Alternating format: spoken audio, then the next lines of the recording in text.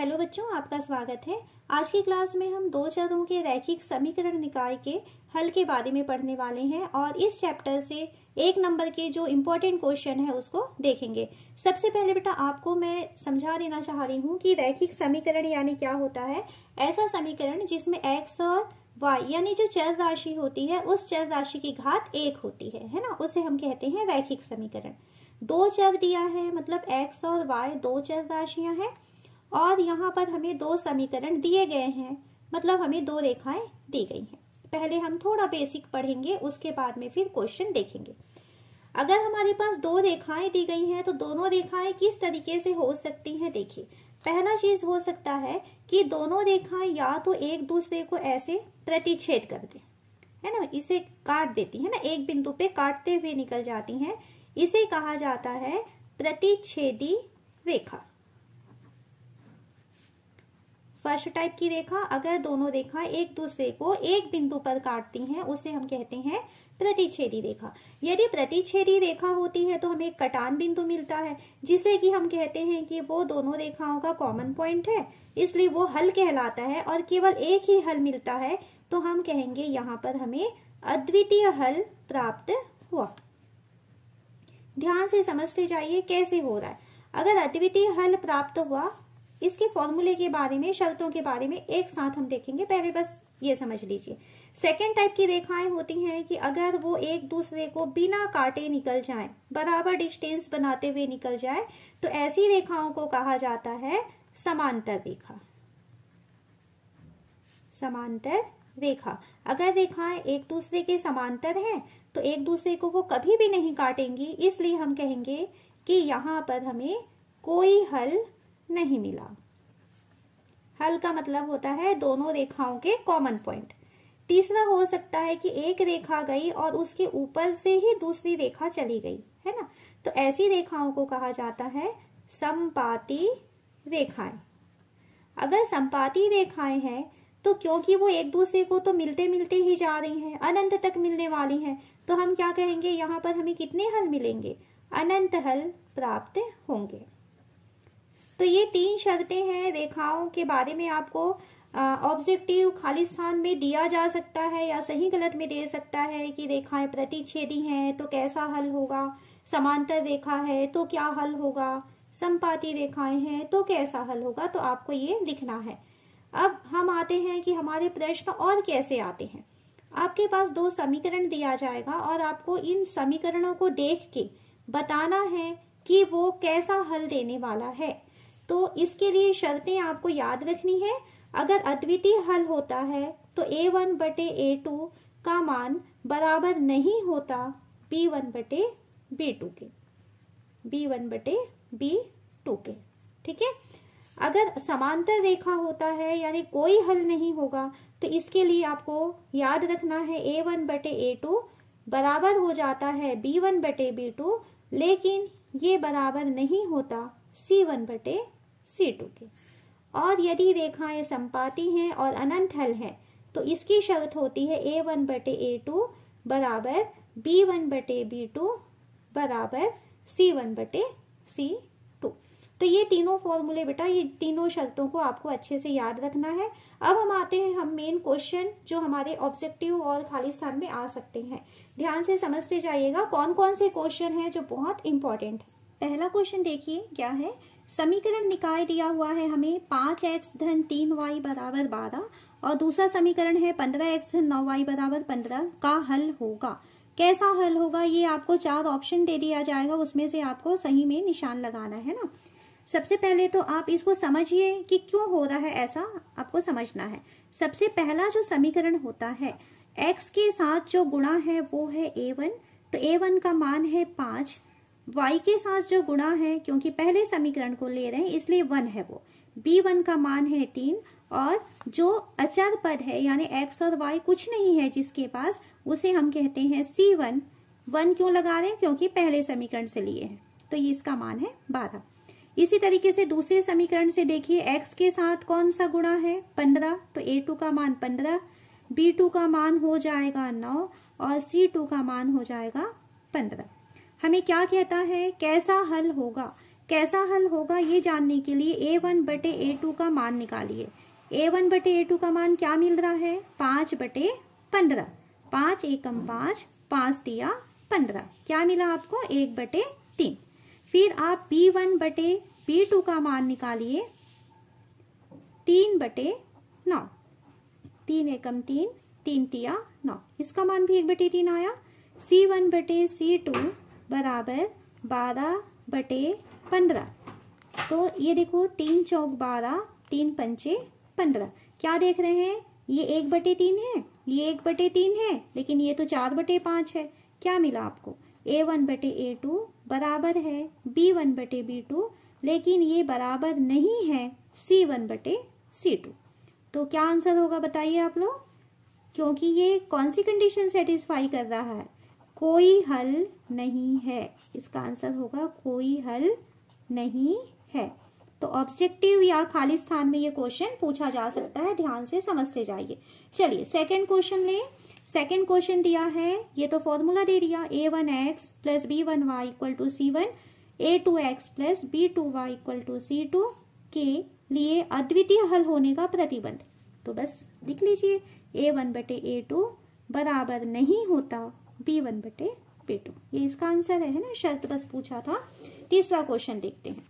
तीसरा क्वेश्चन हमें दिया हुआ है कि जब समीकरण निकाय का आलेख प्रतिच्छेदी रेखा प्रदर्शित करती है तो कैसा हल होता है। तो प्रतिच्छेदी रेखा मतलब ऐसा एक दूसरे को काट रहे हैं। तो जब काटती हैं तो हम देखे थे ना कि एक ही बिंदु में आपको कटन बिंदु मिल रहा है, तो हम यहाँ पर लिखेंगे कि अद्वितीय हल होता है, कोई दूसरा हल नहीं होता है। इसका मतलब होता है अद्वितीय हल होगा। चलिए नेक्स्ट क्वेश्चन देखते हैं। हल के प्रकार बताइए। सेम वही काम करना है, बिल्कुल फटाफट करते जाइए। पहला समीकरण है A1 का मान, देखो क्या होगा। A1 का मान जो x के साथ गुणा है 2, B1 का मान 4 और C1 का मान है 10। पहले वाले समीकरण से मिला है ना, A1 B1 C1, ये A2 B2 C2। तो यहां से आपको दूसरे समीकरण से मिला A2 बराबर 3, B2 बराबर 6, C2 बराबर 12। चलिए निकालिए A1/A2 की वैल्यू। A1/A2 का मान 2/3 और नहीं कटेगा। B1/B2 का मान कितना होगा? 4/6। 2 दूनी 4, 2 तिया 6, ये भी 2/3 आ रहा है। फिर C1/C2 को चेक करो। C1/C2 10/12। तो ये तो 2 पंचे 10, 2 छिके 12, ये 5/6 आ रहा है। ये दोनों बराबर थे, यानी क्या मिल रहा था? A1/A2 बराबर है B1/B2, लेकिन ये बराबर नहीं है C1/C2 के। तो ये कंडीशन किसकी है? कोई हल नहीं, कोई हल नहीं।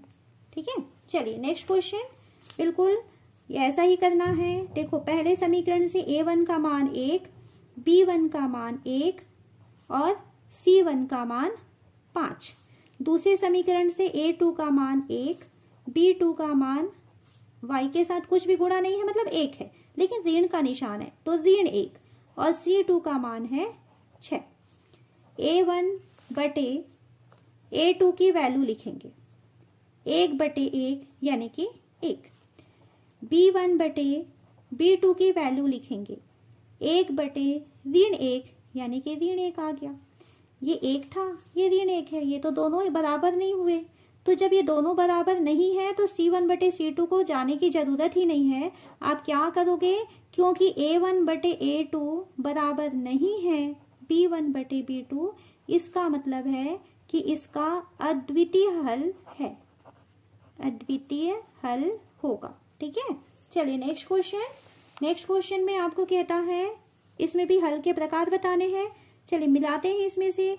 A1 का मान 1, B1 का मान 1, C1 का मान 6, A2 का मान 2, B2 का मान 2, C2 का मान 9।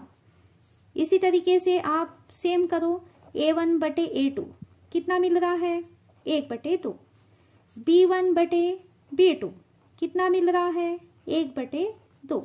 C1/C2 चलिए कितना आ रहा है? 6/9। 6/9 यानी कि 3 दूनी 6, 3 तिया 9, 2/3 आया, है ना।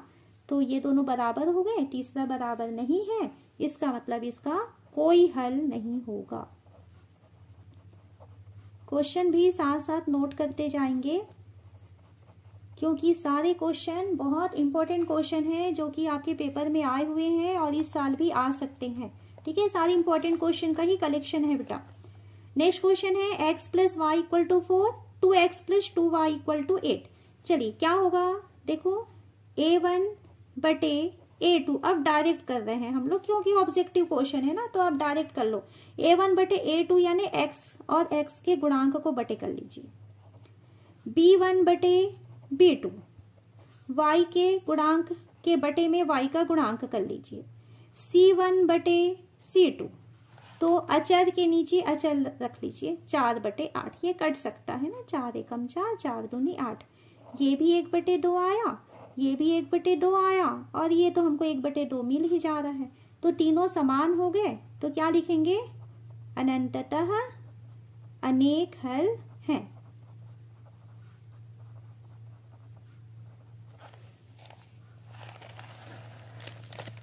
तो इसका आंसर हो रहा है अनंततः अनेक हल हैं। ठीक है, चलिए खाली स्थान के क्वेश्चन है।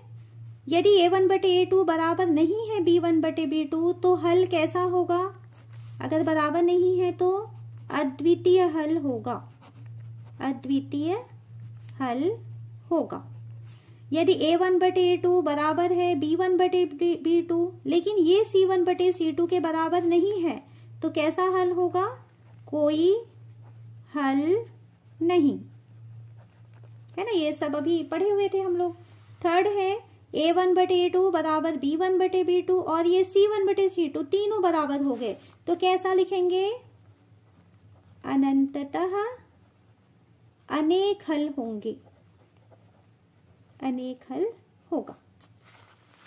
सेम वही क्वेश्चन आ रहा है, देखो यहाँ पे कैसा, ये ऑब्जेक्टिव में अगर आएगा तो बिल्कुल शॉर्ट में बना लेना। और यदि मान लीजिए ये 2 नंबर का क्वेश्चन आएगा, मान लीजिए 2 नंबर का आता है, तो a1 b1 c1 ऐसे ही स्टेप बना के लिखना। अगर 2 नंबर का आया तो, ऑब्जेक्टिव का आया तो अपने हिसाब से आप लोग इसको शॉर्ट में बना के देख सकते हैं कि क्या है। चलिए a1 का मान 6, b1 का मान 3, c1 का मान 8, a2 का मान 15, b2 का मान -7, c2 का मान 10।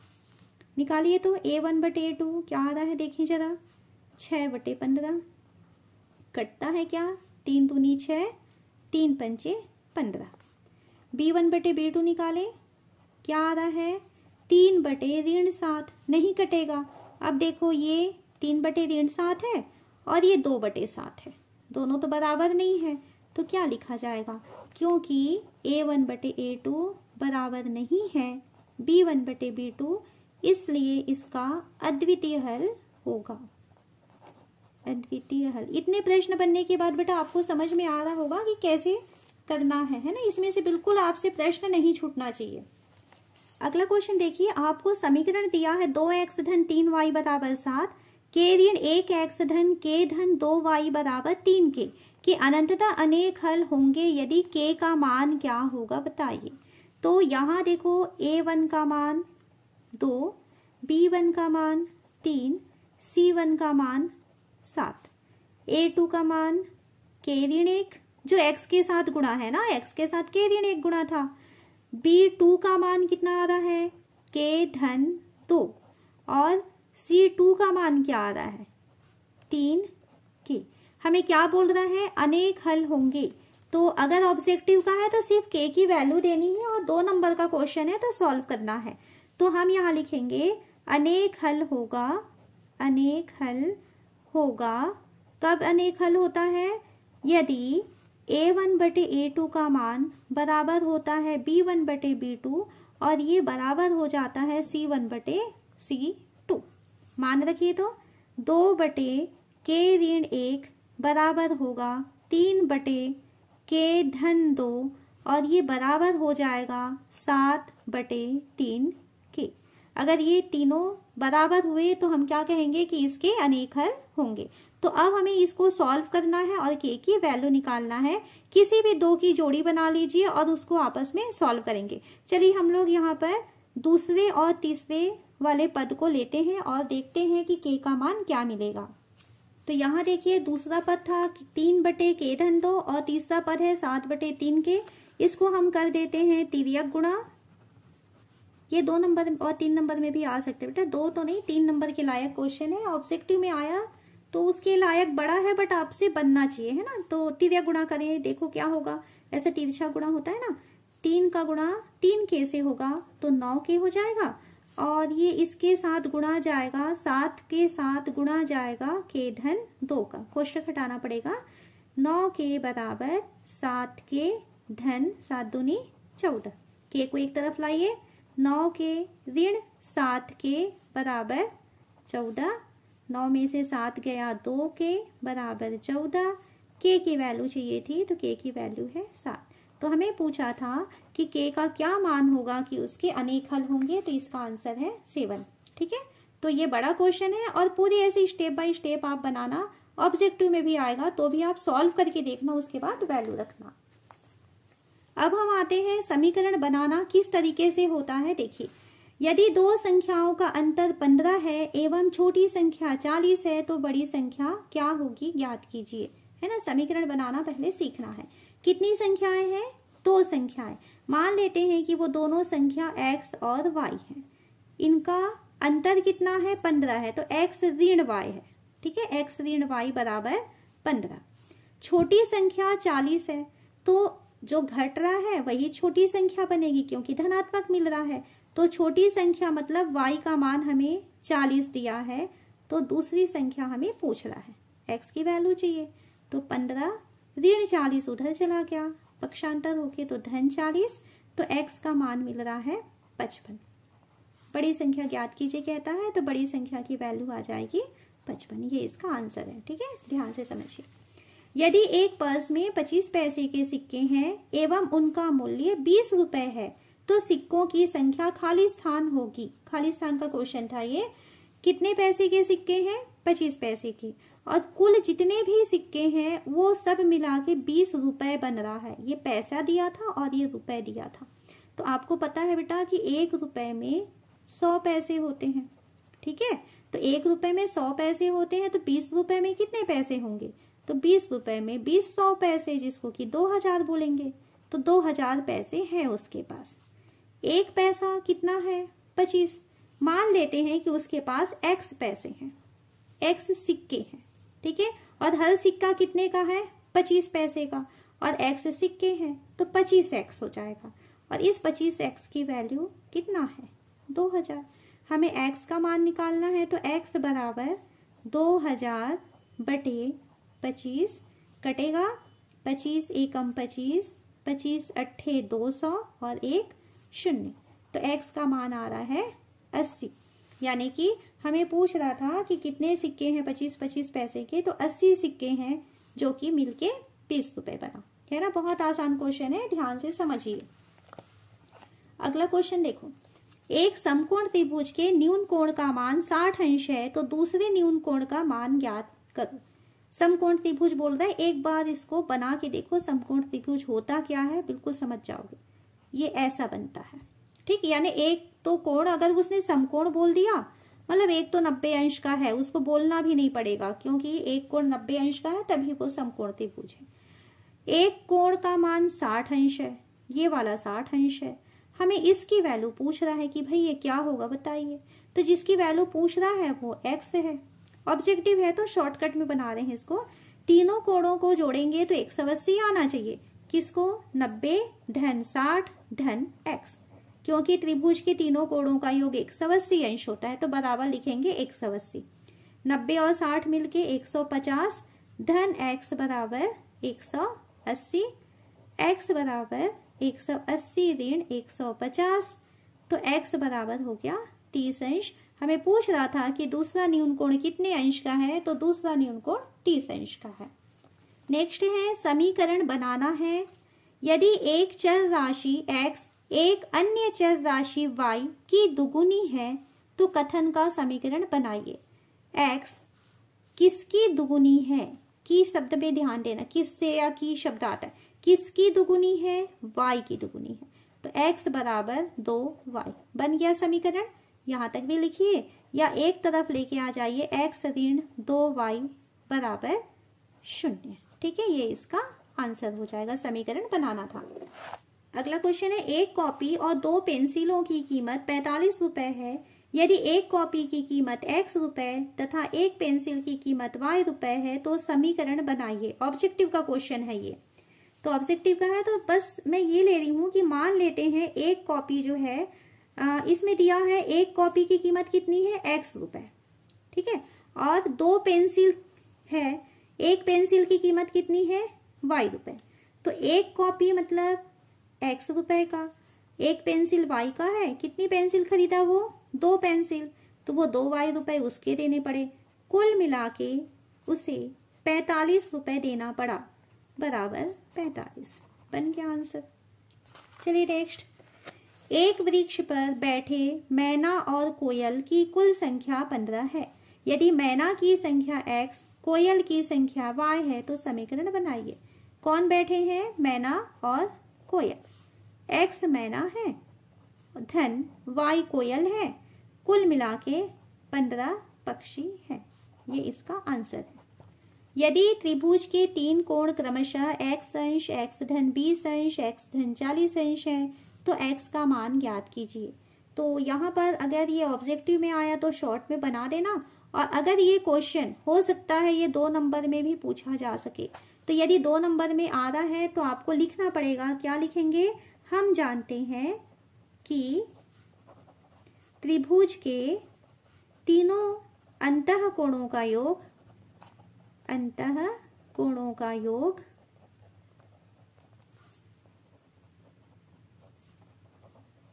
180 अंश होता है।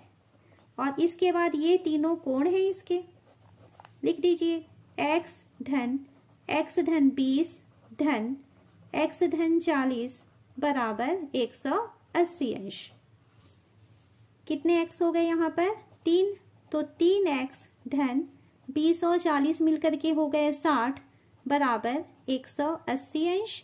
60 को पक्षांतर करेंगे, 3x बराबर 180 ऋण 60 बराबर हो जाएगा 120 अंश। हमें तो x की वैल्यू चाहिए, तो x बराबर 120 गुणा 3 था, भाग में चला जाएगा, 3 एकम 3, 3 चौक 12, 3 शून्य 0। तो आंसर मिल रहा है बेटा x बराबर 40। हमको इसी की वैल्यू पूछा था।